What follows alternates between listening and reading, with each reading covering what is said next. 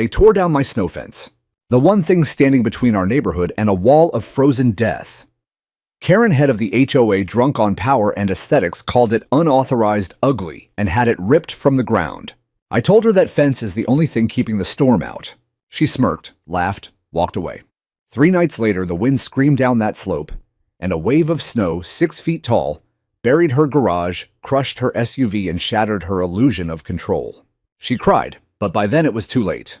They say time heals everything, but out here on the endless Colorado plains, where the wind howls without mercy, and the snow arrives like an uninvited guest who never leaves, I've learned something different to time only covers things up. Old grudges, silent regrets, warnings no one heeded. My name is Tom Keller.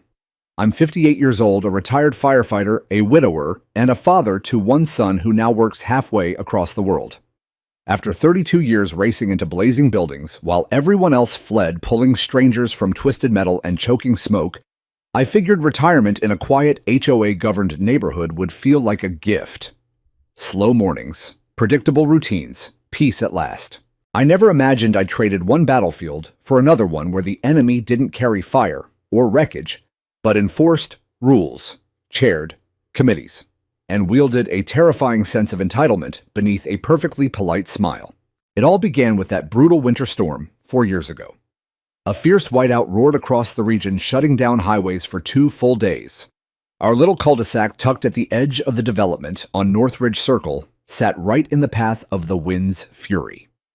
The open slope behind the houses turned into a deadly funnel, piling snow into monstrous drifts towering higher than a pickup truck and packed as hard as concrete right along the hillside that separated my lot from the homes across the street.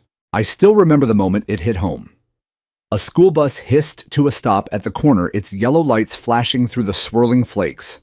A young boy hopped off, took 1 step into what looked like shallow powder, and vanished, up to his waist. The snow hit a 4-foot drop beneath it.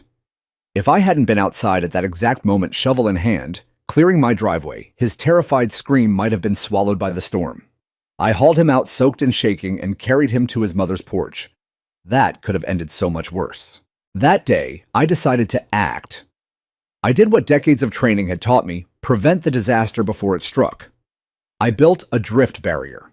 Nothing elaborate, just sturdy wooden slats and heavy snow-catch netting stretched between deeply anchored posts, carefully aligned to break the wind's force and keep the powder from piling up where it could hurt someone.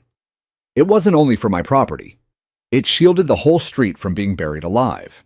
When the city inspector stopped by a week later, he walked the line, tested a post with his boot, and gave an approving nod. "Smart thinking, Keller," he said.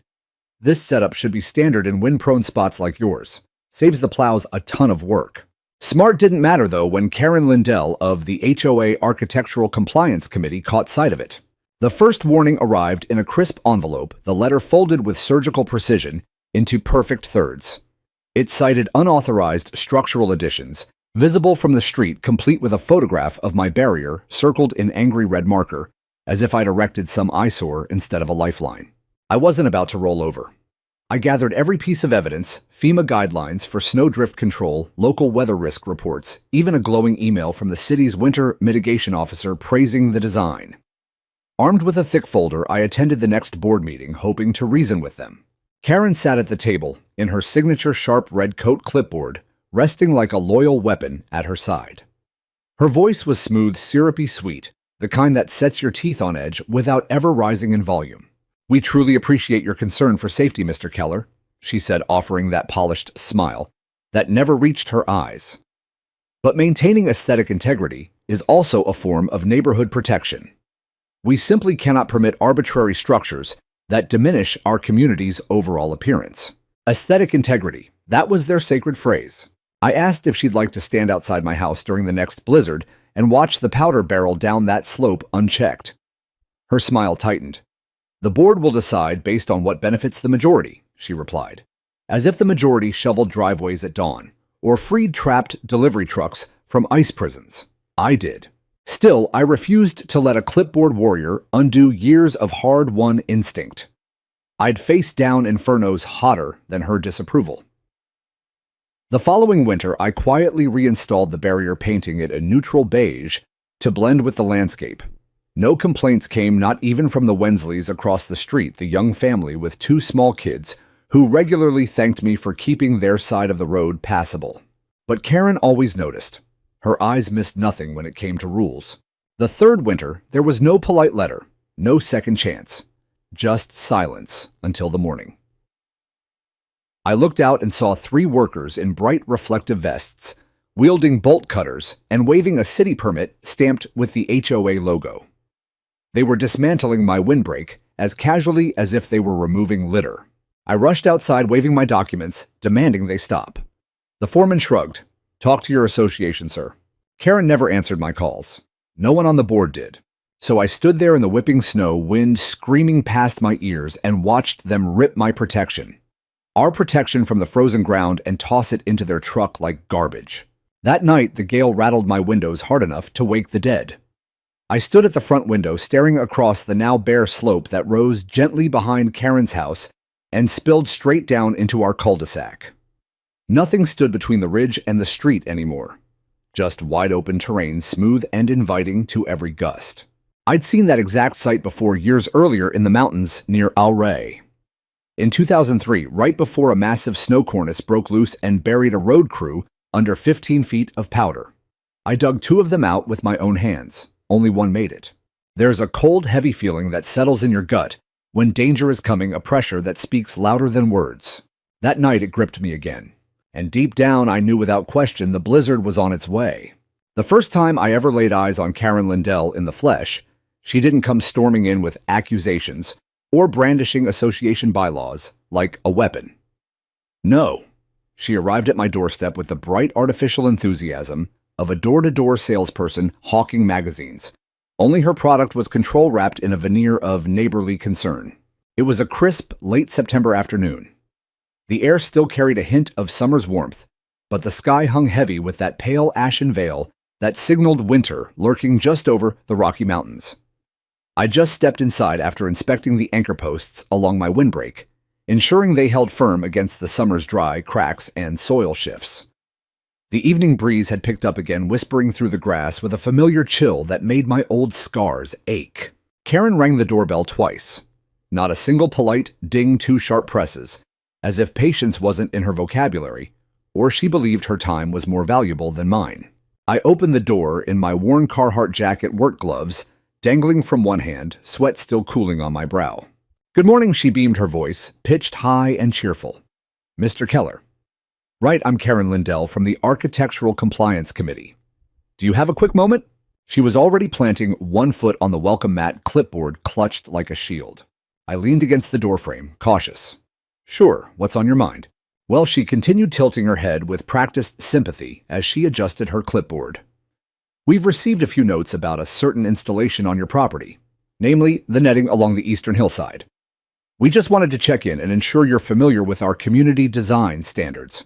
I glanced over my shoulder toward the slope. "You mean the snow barrier?" Her eyes sparkled with that condescending glint, like she was explaining crayons to a toddler. "Precisely. Regrettably, it hasn't been approved.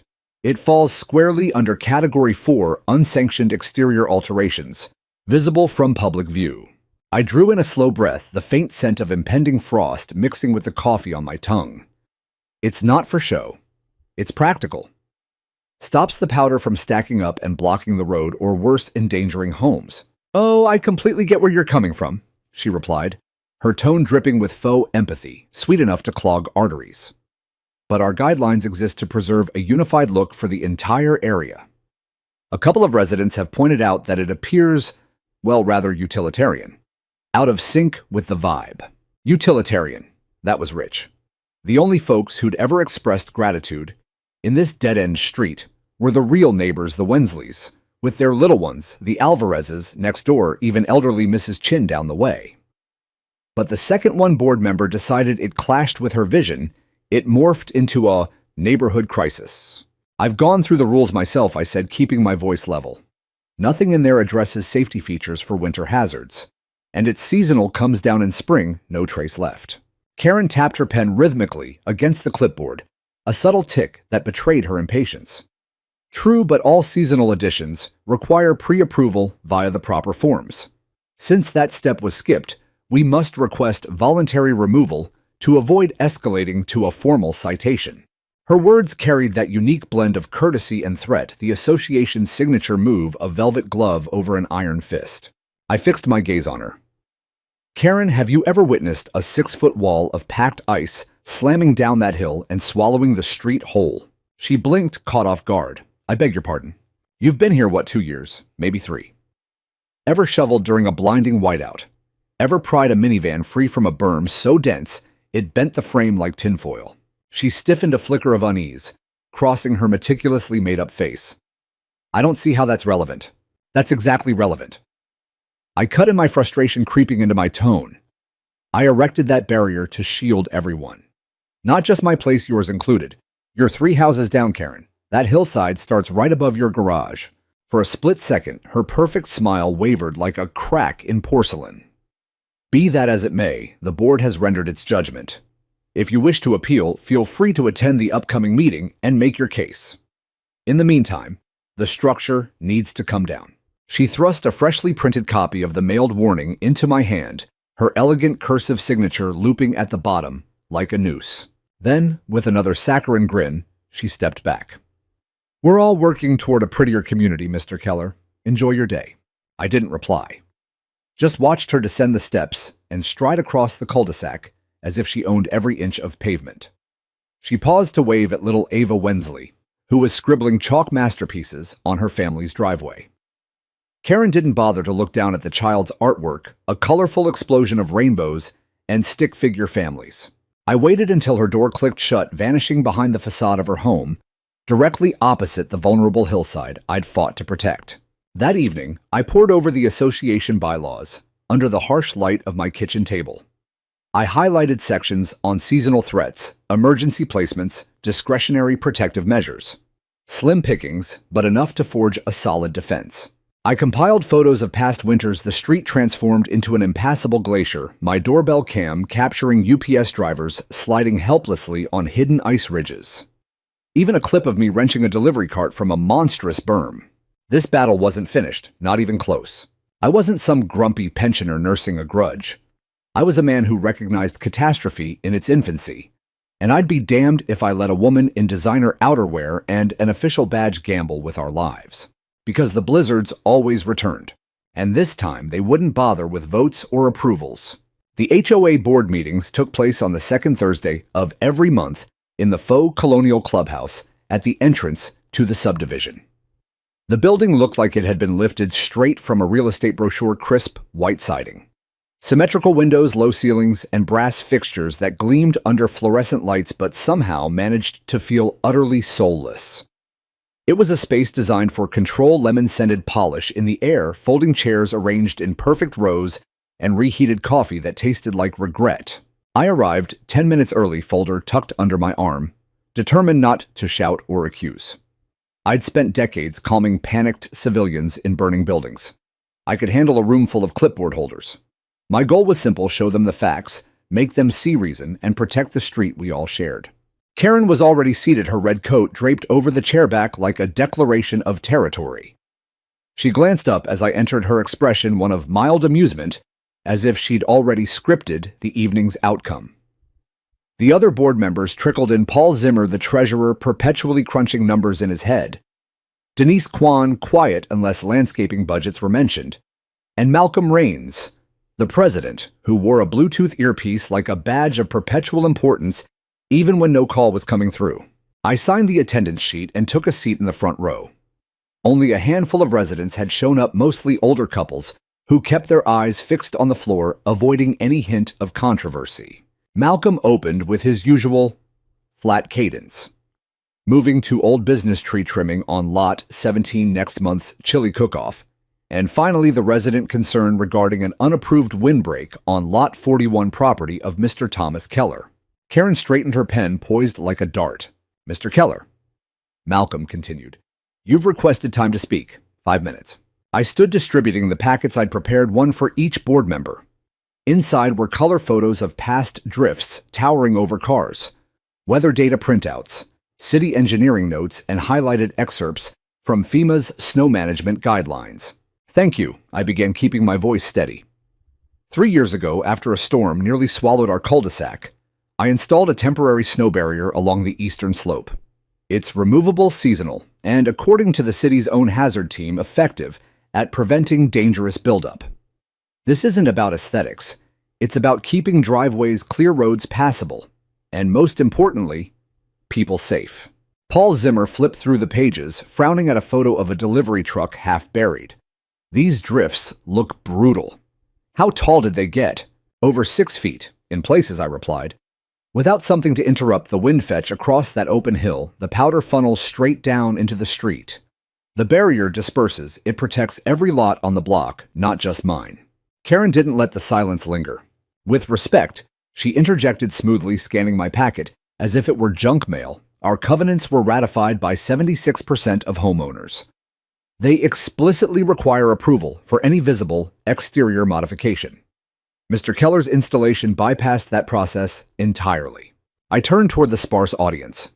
If any of you have kids who catch the bus at the corner, or if you've ever been trapped in your own driveway for hours, you know how fast things turn dangerous. This windbreak benefits the whole cul-de-sac. It's not a permanent eyesore. It comes down every spring. Denise Kwan finally spoke up, her voice soft but curious. Isn't there an exception clause for emergency or safety measures? I nodded, tapping the highlighted section. Page 12, paragraph 3, temporary installations for seasonal hazards are permitted at the homeowner's discretion during high-risk periods. I invoked that. Yet the removal order was issued without a full board vote or even an on-site inspection. Karen's smile remained fixed, but her knuckles whitened around her pen. That clause applies only to city-certified structures. Yours was not. It was reviewed, I countered. I have correspondence from the Municipal Hazard Office calling it an appropriate mitigation for the topography. Malcolm cleared his throat, the universal signal for civility. Let's stay on track. I met Karen's gaze directly.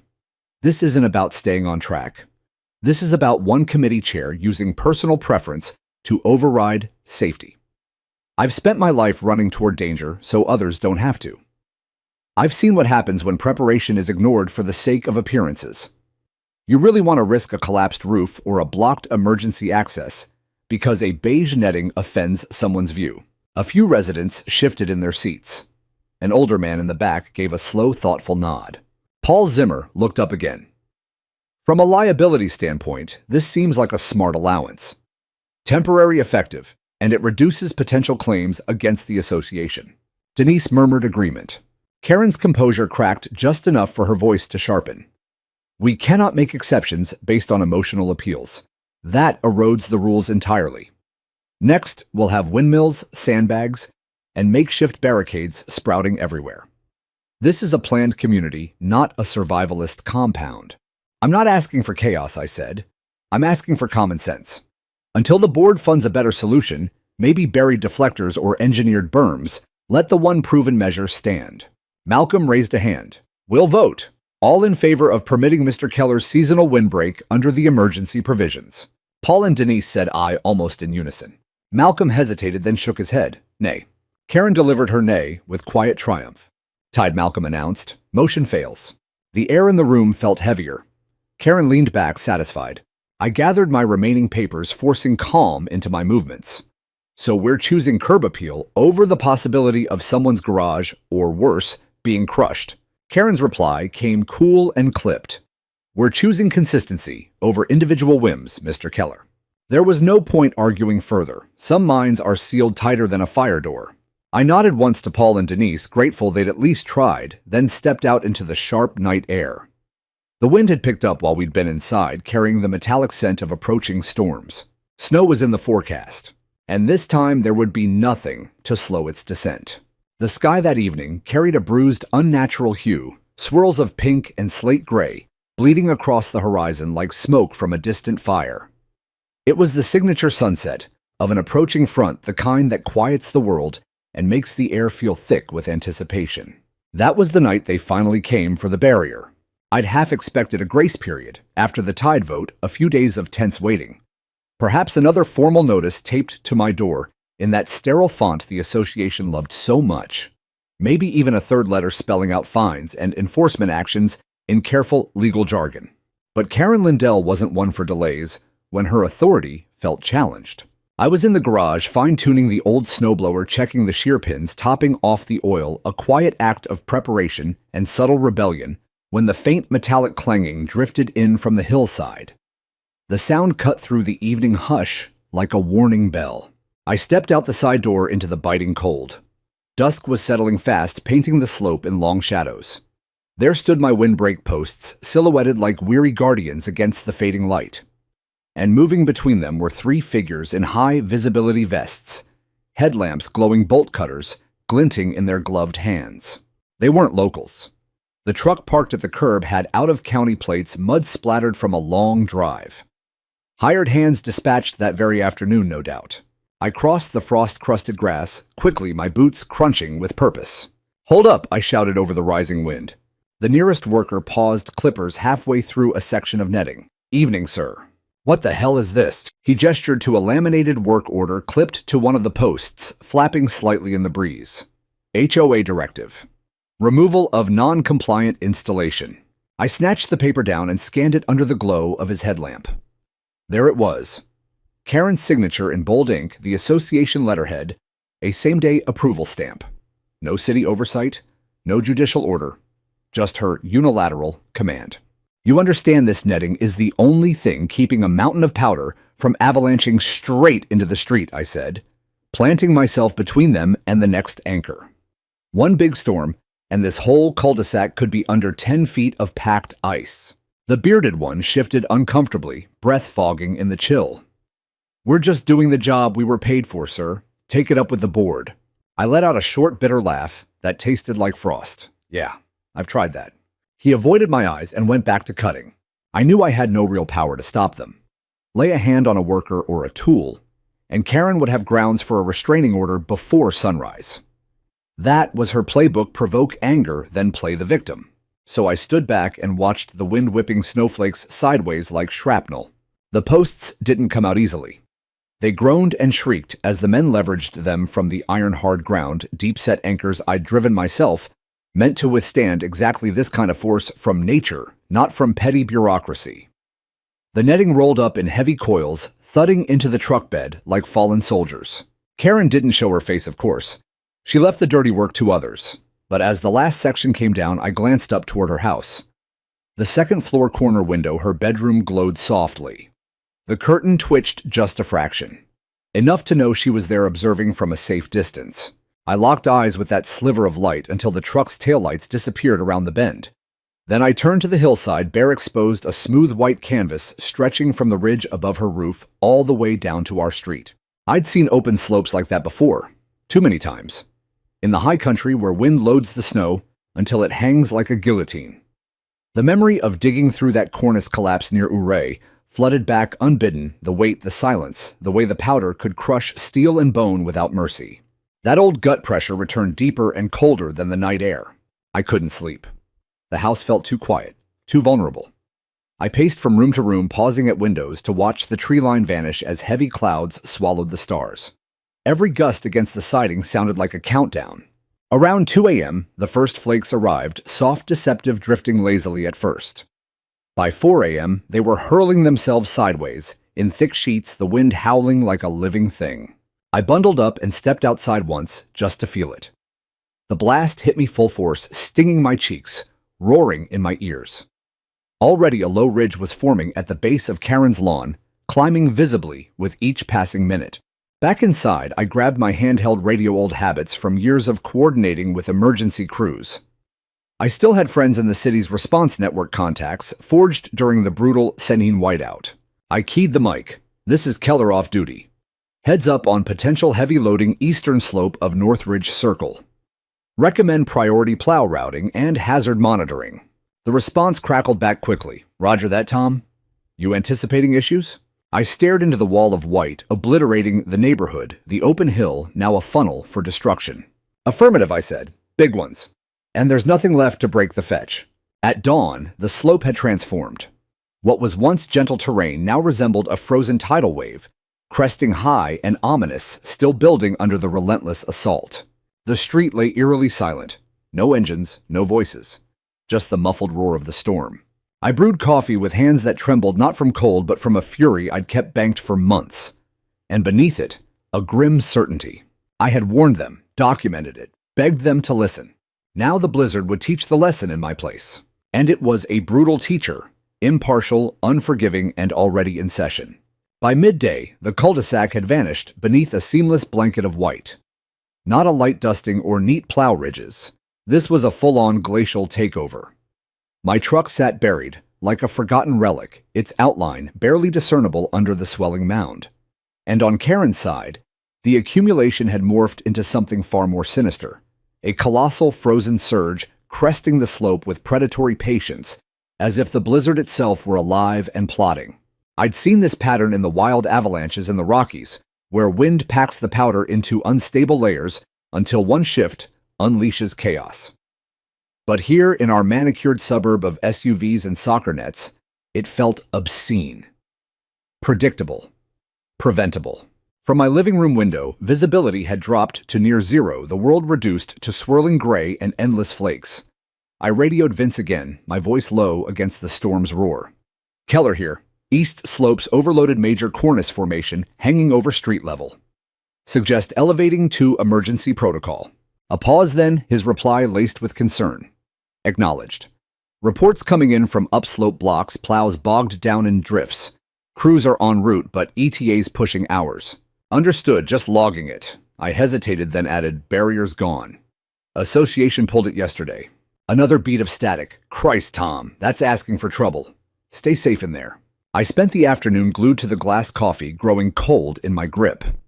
The wind twisted directions subtly, a serpentine shift that caught the overloaded ridge just right. First came the ominous creak, not a boom, but a deep resonant moan, like ancient ice protesting under strain. Then it released. The avalanche didn't erupt in fury. It cascaded with terrifying elegance. A vast curtain of powder unfurled down the incline, swallowing space and sound in its path. I instinctively stepped back as the mass slammed into Karen's garage. The impact reverberated a muffled thunderclap that shook the foundations of every nearby home. Her garage door buckled inward. Like paper, the sidewall caving under the onslaught, half the roof disappearing beneath the relentless flow. The surge didn't halt. It spilled onward, blanketing her driveway, in 6 feet of compressed density, creeping across the lawn and encroaching on the street beyond. I threw on my coat and boots, pushing out into the maelstrom. The cold clawed at exposed skin, wind screaming like banshees. Neighbors' doors cracked open one by one, faces pale with shock, phones emerging like lifelines in a disaster zone. Karen exploded from her front entrance. Seconds later, no coat, just a robe and slippers, her screams piercing the gale. Greg, oh God, Greg. Though her husband wasn't home, she called for him anyway, voice raw and breaking. She slipped on the fresh powder coating her steps, scrambling to her knees in the rising bank that now lapped at her foundation like a frozen tide. Her prized possessions, the SUV tucked safely inside seasonal storage bins, stacked neatly, the array of power tools she loved showing off at block parties, all entombed under the unyielding weight. It would take industrial equipment hours to breach the top crust, let alone excavate. She clawed desperately at the pile nails, scraping futilely against the hardened surface. No progress, just endless white. Paul Zimmer emerged from his house next door, bundled against the elements, his usual blank stare replaced by wide-eyed horror. He trudged over to stand beside me on the porch. Holy hell, he muttered, breath clouding. You called this exactly. I nodded, eyes fixed on the wreckage. I did, multiple times. Karen's cries escalated, not coherent pleas, but primal wails that tore through the storm, freezing everyone in place. It wasn't merely her property being claimed by the elements. It was the shattering of her carefully constructed world, the rules, the control, the illusion that she could dictate safety on her terms. And in those guttural sounds, piercing the wind, was the unspoken admission she bore the blame for this catastrophe. But confessions wouldn't come easy. Not while the neighborhood grappled with the aftermath questions crystallizing like frost on every window. Why dismantle the one safeguard we had? Why ignore the man who dedicated his life to averting such disasters? The storm raged on, indifferent to titles or votes, delivering its verdict in icy silence. And as the drifts continued to build, sealing off the street like a tomb, I knew this was only the beginning of the thaw in our community's frozen dynamics. For nearly an hour after the avalanche settled, the neighborhood held its breath in a silence deeper than any snowfall could impose. People moved like ghosts, doors creaking open, muffled footsteps on porches, hushed whispers behind frosted glass. But no one spoke aloud. The usual suburban symphony vanished. No complaints about uncollected trash bins. No chatter over holiday lights strung too early. Oh, passive remarks about mailboxes swallowed by drifts. That morning, Karen had been the unchallenged voice of authority on Northridge Circle. Now she knelt crumpled in the powder, her raw sobs fading into hoarse gasps as the storm's fury finally began to ebb. I remained on my porch, unmoving hands buried in my coat pockets. Not triumphant, not vindictive, just listening to the particular hush that follows catastrophe, a heavy ancient quiet that presses against eardrums and forces you to confront what you've ignored. Karen didn't rise, even as the first city emergency crews arrived hours late, their plows and loaders grinding through blocked arteries across the county. I recognized Jaden at the lead, a former trainee from my firefighting days, his orange suit streaked with ice. He gave me a subtle nod as his team assessed the buried garage. "She all right?" he murmured, voice low, beneath the engine rumble. I shrugged. "Structures demolished, SUVs crushed, pride's in worse shape." He arched a brow but focused on the job. "We'll clear the driveway first. Bring in the compact loader, this crust is like concrete. Won't hold if you push too aggressive," I warned, eyeing the unstable ridge still looming above. Slopes primed for a secondary slide. Jaden squinted uphill, then keyed his radio with a string of cautions. Holding off on heavy push, calling geotech for evaluation, not risking a double burial for a vehicle recovery. Behind us, Karen's cries had dissolved into shuddering silence, her robe soaked through, face raw from wind and tears. Greg finally roared into the cul-de-sac, his Subaru caked in road salt tires skidding on the slick. He barely killed the engine before she stumbled into his arms, collapsing against him in wordless tremors. Greg's gaze swept the devastation, the crumpled garage door hanging like a broken limb, the warped siding, the impenetrable wall of ice sealing off half their property. Then his eyes met mine across the distance. No accusation, no rage. Just a weary, profound recognition, the kind that settles in when someone finally grasps the full cost of a bad call. It unsettled me more than any confrontation could have. In that look, the neighborhood's fragile divisions cracked open, quiet supporters of the old regime, fence-sitters, and those who'd followed Karen's lead out of habit or fear. Something fundamental had shifted. This wasn't merely nature's wrath, it was engineered negligence signed and stamped by one person's signature. That evening, as the wind died to a mournful whisper, the association's emergency text chain, Karen's own invention from years past, lit up every phone in the development. Due to unforeseen severe weather and resulting damage at Lot 35, residents are urged to avoid the eastern slope and refrain from entering the cul-de-sac until cleared. Further safety discussions forthcoming at the next board meeting. No remorse, no ownership, just bureaucratic deflection as polished and empty as ever. I sat in my recliner watching fat flakes continue their lazy descent outside the message glowing accusingly on my screen. 80% of that avalanche could have been mitigated, maybe more, with the windbreak in place. The data proved it. The city knew it. And deep down, buried beneath her ruined garage and shattered composure, Karen knew it too. 2 days later, heavy machinery finally breached the drift. They carved away for hours, unearthing the mangled SUV roof, caved windows spiderwebbed, and a graveyard of splintered tools and crushed storage bins. A few items survived intact, but the losses mounted like interest on a bad debt. Neighbors observed from behind curtains, some snapping discreet photos through frosted panes. I kept my distance, shovel in hand, clearing my own walk for the third time. By the third morning, the oppressive quiet began to fracture. Subtle nods replaced averted eyes when I passed mailboxes. Frank, the older resident, who'd once dismissed my concerns, paused while scraping his windshield. "I figured you were exaggerating," he admitted, voice rough with embarrassment. "Thought it was just some netting fuss." I leaned on my shovel. Fences are easy to ignore until the threat arrives. His cheeks colored beneath the cold. "She kept saying it ruined the curb appeal." I managed a wry smile. Turns out the blizzard had its own opinion on aesthetics. Guilt lingered in his eyes as he drove off. By week's end, the shift was palpable, unspoken, but undeniable. Glances at the mailbox cluster carried new weight.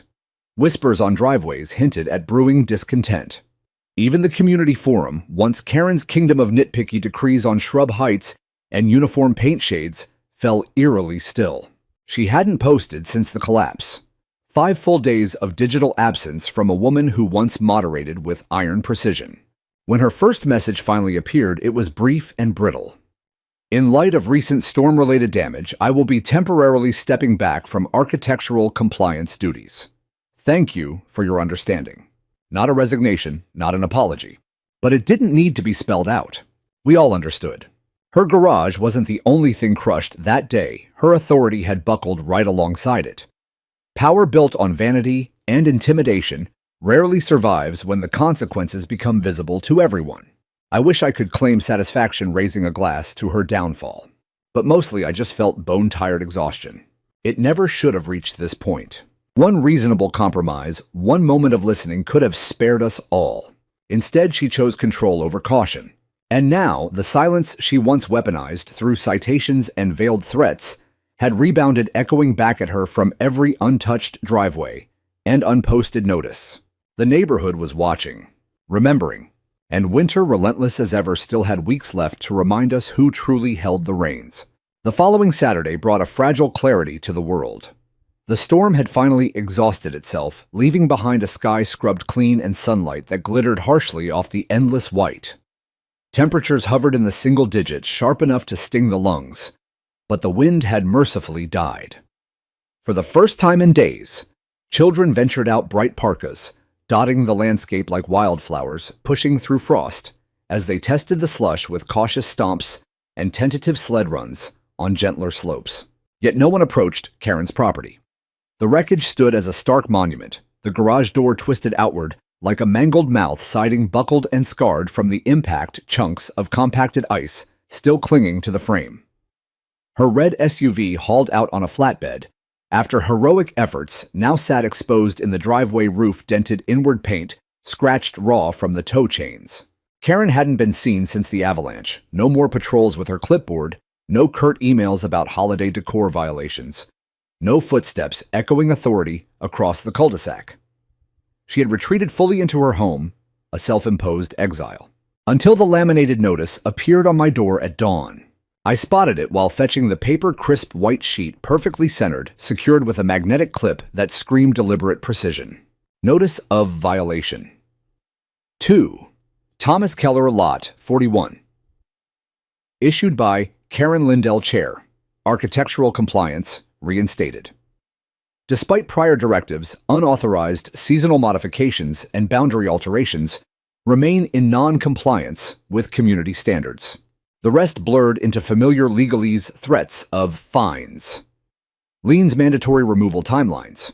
She was reinstating herself through the only channel left: paperwork. As if ink and lamination could rebuild what the blizzard had demolished. I carried it inside, read it once more, with a weary shake of my head, then walked straight to the backyard fire pit. The flames devoured it eagerly, curling the edges black before reducing it to ash.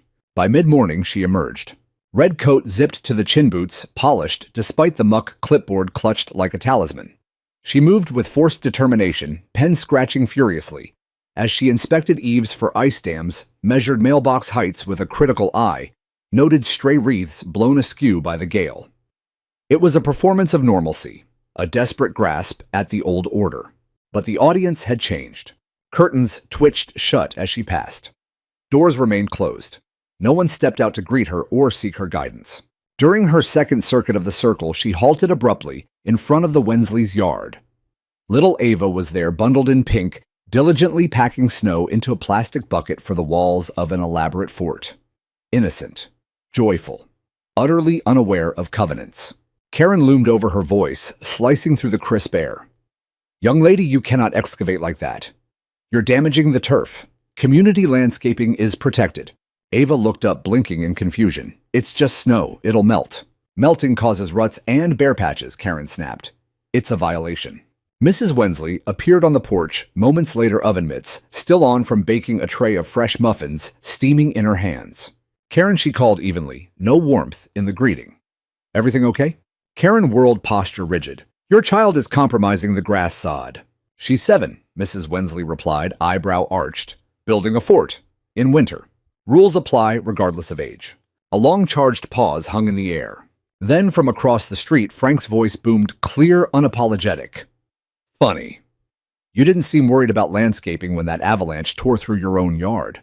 Soft laughter rippled from nearby porches, subdued but unmistakable. 3 houses echoed it. Karen flushed crimson, the color rising beneath her scarf. Her eyes darted wildly, seeking allies. I'm simply trying to restore order after... Order, another neighbor cut in. I couldn't see who, but the words landed like stones. That powder wave was your version of order. Her mouth opened closed. I was following protocol. You signed the removal order, a third voice added. We all remember. Karen's defense sharpened to a brittle edge. The vote was split. It wasn't solely my decision. That was her fatal misstep. Malcolm Raines stood at the end of his driveway, arms crossed, face etched with weeks of pent-up frustration. For once, the president looked ready to lead. No, Karen, he said, voice carrying across the frozen street.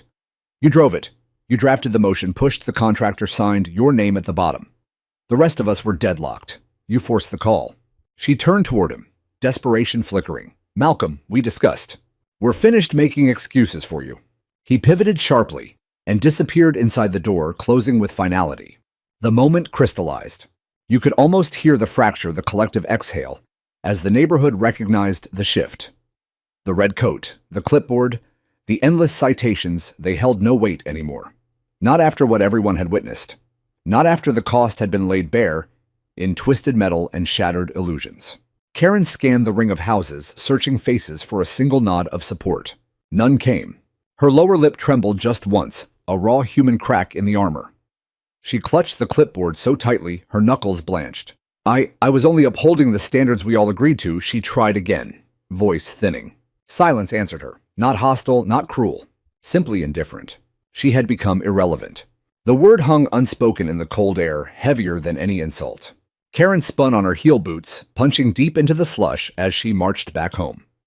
The clipboard slapped rhythmically against her thigh with each furious step. She nearly slipped on a hidden ice patch, but caught herself, shoulders hunching against the invisible eyes tracking her retreat. The door slammed behind her, and the neighborhood exhaled. Not in victory, in release. They were no longer afraid of her rules. Because the storm had stripped away the facade, she hadn't been protecting the community. She had been protecting her own sense of importance. And now, even that lay buried beneath the remnants of the avalanche she'd invited. 2 weeks after the avalanche, the association announced an emergency community hearing. It wasn't convened in the familiar clubhouse, with its folding chairs and stale cookies. No, this one took place in the stark fluorescent glow of the city municipal annex downtown. The change of venue spoke volumes. The matter had escaped the cozy confines of suburban self-rule, drawing scrutiny from higher authorities who now paid close attention. I hadn't intended to speak. I'd said my piece in warnings emails and that deadlocked board meeting. But the city clerk phoned me personally the day before. Your name keeps coming up in the reports, Mr. Keller, she said. As a resident directly involved and a former emergency professional, we'd value your perspective for the record. Former. The word stung a little. It had been 5 years since I'd worn the badge, since I'd stood under city seals delivering briefings. Yet here I was, pulled back into the fray, not for glory or payback, but because some duties don't retire. The annex room was packed that evening.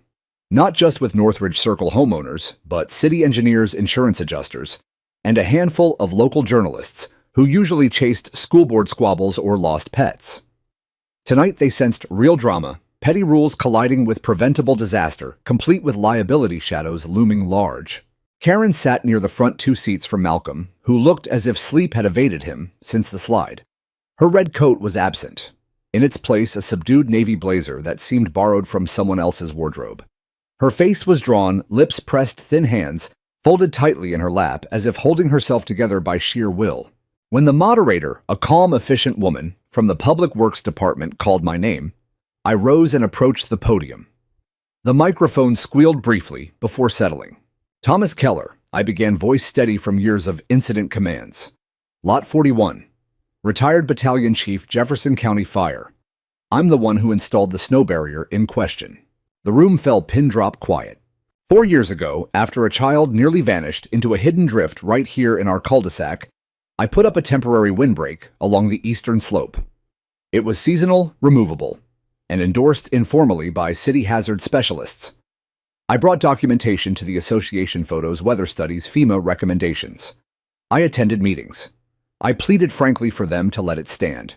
I paused, scanning the faces neighbors who'd once avoided my gaze, now leaned forward, attentive. The removal wasn't just ill-advised, it was targeted, prioritizing uniformity over proven mitigation. One committee chair decided aesthetics outweighed the risk of structural collapse or blocked access in an emergency. Karen shifted her chair, creaking in the hush. I turned toward the board table. The result, thousands in damages, diverted emergency resources, and a community rattled not by an act of God, but by a choice to silence experience in favor of control. I met Karen's eyes directly. We've all paid for that choice. Stepping back, I felt the weight lift slightly, not vindication, responsibility fulfilled. The moderator opened the floor. Pauline from Lot 39 stood first. Why was the barrier taken down without a proper safety review? Karen leaned into her microphone, composure brittle but intact. The board adhered to established procedures. We assessed the complaint about the unapproved addition and enforced the covenants accordingly. But you championed the removal, Pauline pressed. Your signature authorized the crew. Karen's voice tightened. The vote was tied. I acted within my delegated authority as chair. Authority to override safety, another resident challenged. The moderator raised a hand for order, but the undercurrent was unmistakable. Trust had eroded. City Councilwoman Mara Lee, overseeing the proceedings in a sharp gray suit, posed the final piercing question. Ms. Lindell, for clarity, did you consult any qualified meteorologists, engineers, or public safety experts before signing the removal order? Karen opened her mouth, closed it. The room held its breath. No, she said at last, the word barely above a whisper. I did not. A collective murmur rippled through the seats, the sound of a narrative crumbling. The hearing wrapped 20 minutes later. No outbursts, no drama beyond the quiet dismantling of excuses. On my way out, Malcolm caught my arm in the corridor. I was wrong, he admitted, eyes shadowed. I should have backed you harder. Karen's stepping down for real this time. We're reopening nominations. I nodded. Good, the community deserves better. He hesitated. You'd be a strong candidate, Tom. I gave a tired chuckle. I've served my time in the hot seat. You're the one folks trust now. I glanced out the window at the melting patches on the parking lot, snow. Maybe trust starts with listening. Outside, the night air felt cleaner, the streetlights reflecting off receding drifts. Spring wasn't here yet, but the hardest freeze in attitudes and stubbornness was beginning to crack. And sometimes, that's how real change arrives, not with fanfare, but with one honest admission echoing in a municipal room, thawing what rules alone had kept frozen. The week that followed the hearing carried a different rhythm, one of tentative renewal, like the first cracks in river ice, signaling spring's quiet approach. It wasn't dramatic, no parades, no public apologies scrawled across the community board. Just small, unmistakable shifts in the neighborhood's pulse. People began lingering at mailboxes, longer than necessary conversations, stretching beyond the usual weather complaints. Nods turned into actual greetings when I passed on my morning walks. No one called me a hero outright, at least not to my face, but the gratitude arrived in quieter forms. Mr. Alvarez caught me one dawn while I shoveled the walk, his breath fogging in the frigid air. What you said in there, he murmured, gesturing vaguely toward downtown. It needed saying. Appreciate it, Tom. Pauline paused her dog's leash the next day, cheeks flushed from the cold. We were blind to how bad that slope could get. Should never have let them touch your windbreak. Even Greg Lindell appeared on my porch one evening holding a dented tin of store-bought cookies that clearly hadn't come from Karen's kitchen. She's struggling, he said awkwardly, shifting weight from foot to foot. Hasn't been herself since everything collapsed. Anyway, these are from both of us. I accepted the tin with a nod, setting it inside without opening it. The gesture mattered more than the contents. It was the closest thing to an olive branch their household could manage. Karen herself became a shadow. No more dawn patrols, no clipped emails about fence stains or holiday light wattage. Her name disappeared entirely from the association website. Under architectural compliance, the title now read simply Chair, vacant as stark and empty as the throne she'd once occupied. The board wasted no time. A community-wide email went out soliciting nominations for open seats, accompanied by a second surprising bulletin. Following recent safety evaluations and persistent seasonal risks, the association is reinstating protocols for approved temporary snow barriers. Resident Thomas Keller has kindly agreed to advise on placement and installation for affected lots along the eastern slope. I hadn't formally agreed yet, but when Malcolm called to ask, I didn't refuse. Walking the hillside again felt strangely cathartic. This time, Malcolm and two newer board members trailed behind me, notebooks. Open questions, genuine. I traced the wind patterns with a gloved hand, pointing out shear lines where gusts accelerated the subtle funnel, where the ridge curved just enough to trap and compress powder into lethal loads. I demonstrated the proper angle for posts the height of netting that disrupted flow without creating new problems downstream. This isn't about one house, I explained. Break the current high up and every driveway below breathes easier. Paul frowned at a tablet displaying satellite overlays. We could have engineered something permanent years ago, saved everyone the headache. I kept my response neutral. No need to revisit old blame. The slope itself had already delivered the lecture. Within days, we raised 3 new barriers, one on the Wensley's lot, another across from mine, and a third 2 doors up where the grade dipped sharply near the mailboxes. Sturdy steel posts driven deep, high-tensile netting in neutral earth tones reflective markers for night visibility. Not elegant, but engineered to withstand what nature threw. We even hosted a modest safety workshop in the clubhouse, led by a city snow hazard engineer I'd once worked alongside. Turnout surpassed any chili cook-off in recent memory. Residents filled rows of chairs, notebooks, out questions, thoughtful. Frank arrived early with hand-drawn sketches of his own yard. Ava Wensley perched in the back row legs, swinging doodling plows and forts, while her parents absorbed every slide. For the first time in years, the room felt like a community, not a courtroom. Word traveled beyond our cul-de-sac. The city featured our revised mitigation plan on its Public Works page. A local outlet ran a short piece from HOA standoff to Community Model 1, Residence Barrier becomes blueprint for safety. They quoted me briefly. I winced at seeing my own words in print. But Ava proudly clipped the article for show and tell, or so her mother told me later. By late February, the deepest drifts began retreating, exposing bent gutters and scarred lawns. Karen's garage underwent repairs, new door reinforced framing, but she remained indoors, curtains drawn during the daytime bustle. No one confronted her directly. No pointed fingers or whispered gossip at her expense.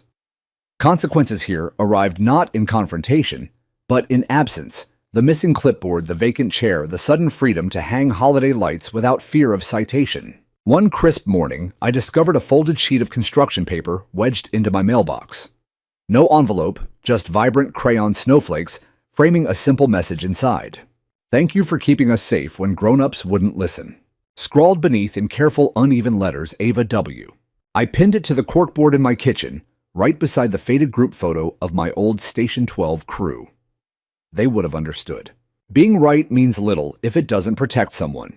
But when it does, when foresight spares a child a terrifying burial or a family more than just property, then righteousness settles into something deeper. Not pride, not victory, quiet peace. The kind that arrives only after the storm has passed, and you realize the barriers you fought for are no longer yours alone. They belong to everyone who finally sees the danger you never stopped seeing. April arrived not with thunderous floods or dramatic melt-offs, but in slow, stubborn increments, the way truth sometimes seeps into hardened ground. Patches of brown grass emerged like scars healing the gutters straightened under the sun's patient warmth, and the air carried that damp, loamy scent of earth, remembering it was alive. The neighborhood had changed in ways no one announced. Sidewalks that once echoed with hurried footsteps now invited pauses. Neighbors exchanging shovels for casual hellos, kids chasing melting rivulets with sticks instead of fearing hidden drops. Waves became more frequent sometimes, accompanied by a second deliberate lift of the hand, as if to say, I see you now. I never sought the label people quietly pinned on me. Hero felt too grand for a man who'd simply refused to look away. Yet the nods across driveways carried respect, the kind earned not through speeches, but through standing firm when yielding would have been easier. Karen remained a quiet presence. I spotted her only once more. It was a gentle Sunday morning, the kind where the world feels rinsed clean. I was out front installing reflective markers along the new windbreak, part of the association's updated safety standards, when movement caught my eye across the cul-de-sac. She stepped from her house in faded jeans and a simple gray sweatshirt, the red coat nowhere in sight. Hair pulled back loosely, hands tucked into pockets, she looked smaller somehow. Not diminished in malice, but stripped of pretense. Older in the way that genuine reckoning ages a person overnight. She paused at the edge of her yard, gazing at the flower beds the avalanche had ravaged, retaining wall, breached soil gouged and scattered like battlefield debris. For a long while she simply stood there, absorbing the barren patches. Then she knelt slowly and began pulling dead roots from the cold dirt. No gloves, no haste, just deliberate, quiet work. I kept adjusting markers, giving her the space she'd never afforded anyone else. That moment felt more authentic than any boardroom confession or public apology could have been. Justice doesn't always thunder from gavels or headlines. Sometimes it arrives in the soft scrape of fingers against soil, in the unspoken acceptance of consequences too heavy to deny. Later that afternoon, Greg stopped by while I loaded extra mulch into the truck bed. He asked if I had any to spare. I handed over 2 bags without questions. He nodded thanks, eyes meeting mine briefly, no words needed. That's what real neighborhoods are meant to be, not arenas for control or scorekeeping, but shared ground where people weather storms, literal and otherwise, without letting them fracture what holds them together. In May, the annual HOA elections came and went. I stayed out of the running.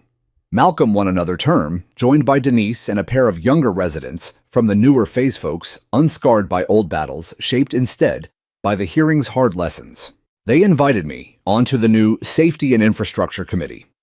I accepted not for recognition, but because memory is fragile.